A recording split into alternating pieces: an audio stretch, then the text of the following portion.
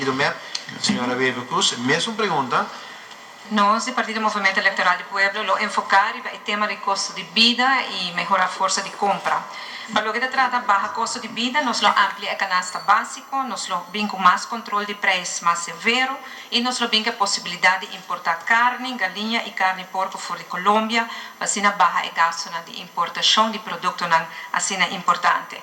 Para melhorar a força de compra de nossos cidadãos, algum exemplo dá para seguir aumentar a pensão de vejez, seguir aumentar o sueldo mínimo que nós aumentar já cada 4 viagens, seguir aumentar o understand para este que tem uma limitação gehandicapte uitkering, seguir baixa a tarifa de loonbelasting, aún mais especialmente para pensionados, assim não pode quedar com mais placa de momento na fim de luna ou fim de quincena.